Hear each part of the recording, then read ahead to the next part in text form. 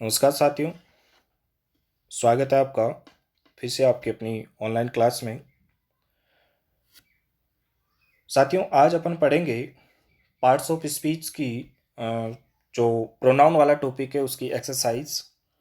Pronoun हमने पढ़ लिया है। जिन साथियों ने प्रोनाउन के बारे में अभी नहीं पढ़ा है तो प्रोनाउन से रिलेटेड एक क्लास आपकी 1 या 2 क्लास हो गई है शायद, तो प्लेलिस्ट में जाके एक बार उनको देखें। उसके बाद इन सेंटेंसेस को देखें कि इसमें किस प्रकार के प्रश्न पूछे गए हैं। तो चलिए शुरुआत करते हैं पार्ट्स ऑफ स्पीच की इस एक्सरसाइज की। देखिए, फर्स्ट जो सेंटेंस है इसमें आपसे क्या पूछा है कि a word that is used instead या in place of a noun. ऐसा शब्द जो संज्ञा के स्थान पे प्रयुक्त होते हैं तो उसको क्या बोलते हैं? जी बिल्कुल सही है, क्या बोलते हैं? प्रोनाउन बोलते हैं। क्लियर हुई बात? एडजेक्टिव तो किसको बोल देंगे? जो क्या करते हैं, मॉडिफाई या क्वालिफाई करते हैं किसको? नाउन या प्रोनाउन को। और एडवर्ब किसको बोलेंगे? जो क्वालिफाई या मॉडिफाई करते हैं किसको? आपके वर्ब को या एडजेक्टिव को या दूसरे एडवर्ब को। और एब्स्ट्रैक्ट नाउन आपको पता ही है, जिसको अपन क्या नहीं कर सकते, we can't see and touch. इस प्रकार के नाउन क्या कहलाते हैं? Abstract noun. ठीक है, तो फर्स्ट सेंटेंस आपके अच्छे से समझ में आ गया है, ऐसी मैं आशा करता हूं। नेक्स्ट सेकंड एग्जांपल देखिए, इसमें क्या पूछा आपसे? Neha is absent because she is ill. Neha absent है क्योंकि वो बीमार है। पूछा क्या है? हियर अंडरलाइन वर्ड इज, यहाँ अंडरलाइन किया गया शब्द है आपके सी, वो क्या है? तो अभी जस्ट डेफिनेशन में आपने पढ़ा कि जो नाउन के स्थान पे यूज होने वाला वर्ड है वो प्रोनाउन कहलाता है। अब देखना यह है कि नाउन कौन सा है। तो देखा आपने नेहा, नेहा जो कि क्या है? स्त्रीलिंग है, फेमिनाइन है। इसके स्थान पे कौन सा शब्द काम में लिया गया है? सी। तो सी क्या कहलाएगा? प्रोनाउन कहलाएगा। क्लियर हुई बात? ठीक है, इसके बाद देखिए नेक्स्ट सेंटेंस नंबर थर्ड में क्या पूछा आपसे? सेंटेंस थर्ड में आपसे पूछा है कि nominative singular pronoun of the second person. अब देखिए, सेकंड पर्सन कौन सा होता है? यू। फर्स्ट पर्सन पढ़े थे आपने आई और वी, सेकंड पढ़ा आपने यू, और थर्ड में आते हैं आपके ही सी इट दे। अब पूछा क्या है? Nominative singular. नॉमिनेटिव का मतलब सब्जेक्टिव केस की बात कर रहा है ये, और सिंगुलर की बात कर रहा है। ठीक है, यू में भी सिंगुलर और प्लूरल दोनों आपने पढ़े हैं। ठीक है, केवल जो पजेसिव केस है उसमें हमें पता चलता है कि ये सिंगुलर है या प्लूरल है, बाकी तो सेंटेंस का सेंस से ही पता लगाना होता है आपको। क्या पूछा? Nominative singular pronoun of the second person, यानी यू का नॉमिनेटिव केस पूछा है। अब बताइए, यहाँ जो वर्ड दिए गए हैं वो ओल्ड इंग्लिश में जो लिटरेचर में यूज किए जाने वाले शब्द है वो दिए हुए हैं, तो आपको जरा भी कंफ्यूज होने की जरूरत नहीं है। देखिए, सबसे पहले तो इनको समझ लीजिए। होता क्या है? दाई, ये सबसे पहले देखिए इसको। दाऊ, दाऊ का मतलब क्या होता है? यू। ठीक है, कौन सा केस होता है? Subjective case. इसके बाद देखिए, दाई का मतलब क्या होता है? योर। कौन सा केस होता है? Possessive case. इसके बाद दी, ये कौन सा हो गया? Objective case. ये भी कौन सा हो गया? Objective case. ठीक है, ताइन और दी, तो ये ऑब्जेक्टिव केस है और ये सब्जेक्टिव केस है। अब पूछा आपसे क्या है? ये पजेसिव, ये सॉरी, थाई पजेसिव केस। ठीक है, और ये रिफ्लेक्सिव केस। अब यहां पूछा आपसे ये है ताऊ कौन सा केस है? नॉमिनेटिव। तो यही आपका आंसर हो जाएगा। अगर यहां पजेसिव केस की बात करता तो क्या हो जाता? T H Y. और ऑब्जेक्ट के बारे में बात करता ये ऑब्जेक्टिव केस की, तो टी एच डबल ई। तो क्लियर हुई ये बात? इसके बाद देखिए next example.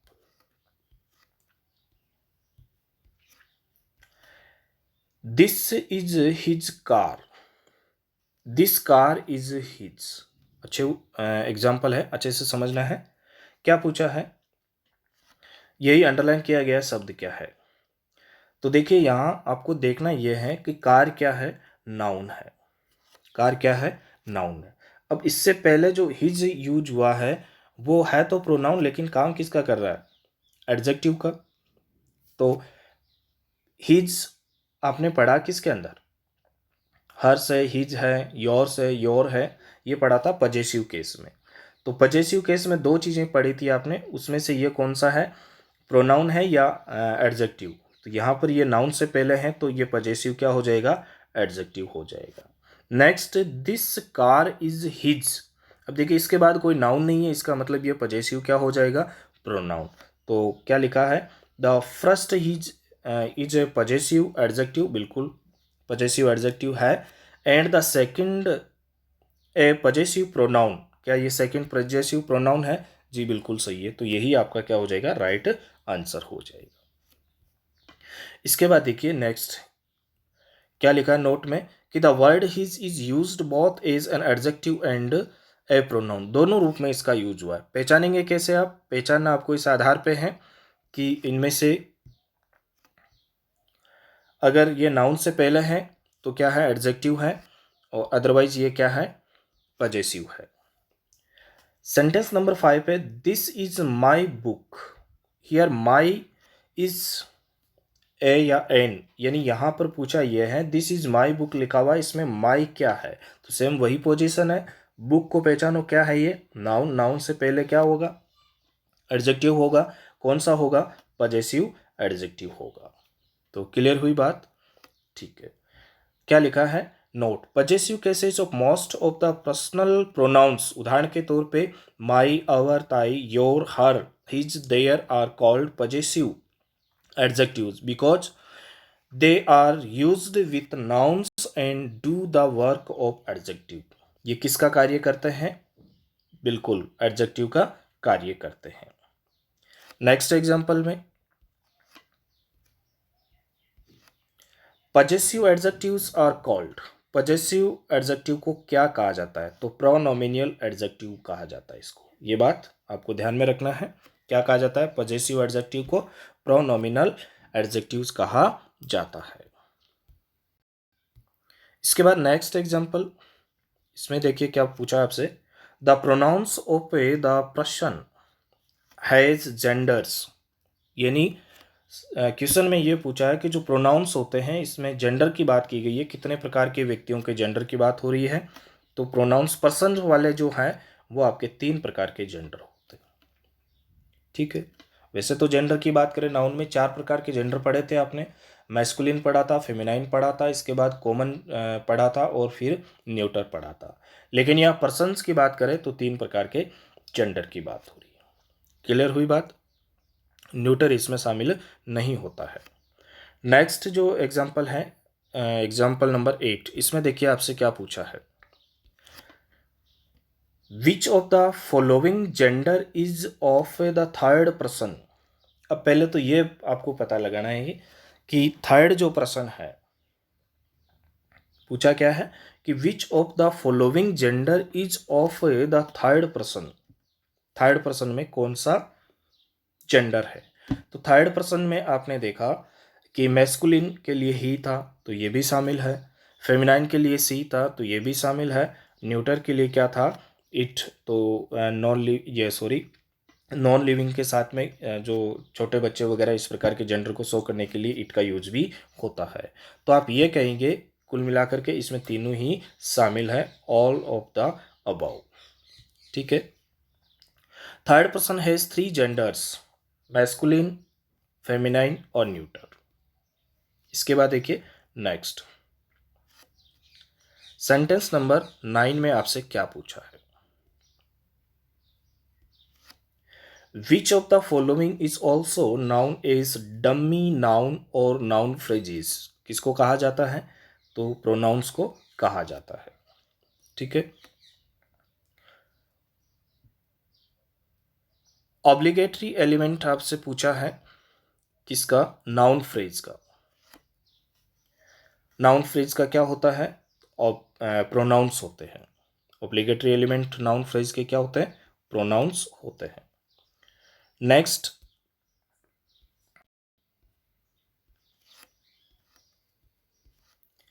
Ram and Mohan helped each other. Hear each other यहाँ पर ईच अदर क्या है, तो आपने ईच अदर वाले वन अनोदर वाले इस प्रकार से पढ़े थे, किसके अंदर, रेसिप्रोकल, आपस की बात हो, ठीक है, आपस की बात वाले क्या थे, रेसिप्रोकल। तो ये बात आपके समझ में आ गई है। नेक्स्ट एग्जांपल में देखिए क्या पूछा आपसे, सेंटेंस नंबर 12 में ये पूछा आपसे कि ईच अदर, क्या पूछा है, each other and one another are called reciprocal pronouns because. अब ईच अदर और वन अनोदर रेसिप्रोकल प्रोनाउंस तो है, ये बात तो इस क्वेश्चन में आपसे बताई गई है, पूछा क्या है कि इसका कारण क्या है, किस वजह से ये रेसिप्रोकल है। ऑप्शन नंबर फर्स्ट आपको क्या दे रखा है कि they refer to every one of a number of person के लिए होता है क्या इनका यूज, या they express a mutual relationship, they are used for the sake of emphasis, they are used for asking questions. तो देखिए आस्किंग क्वेश्चंस तो है ही नहीं क्योंकि वो तो इंटरोगेटिव वाले हो गए, एम्पेसिस वाले एम्पेटिक हो गए। अब यहाँ बचे दो option, they refer to every one of a number, तो एवरी वन को थोड़ी शो करते, ईच अदर वन अनदर आपस की बात हो रही है, तो ये क्या करते हैं, म्यूचुअल रिलेशनशिप को शो करते हैं। ऑप्शन सेकंड आपका राइट आंसर है। इसके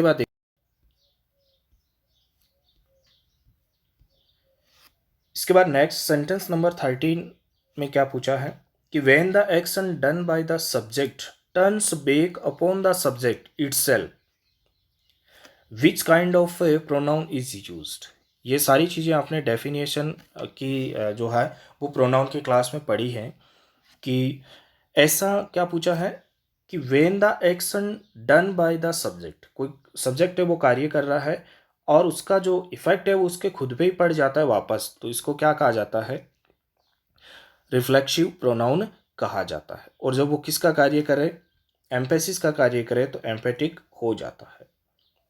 इसके बाद देखिए नेक्स्ट,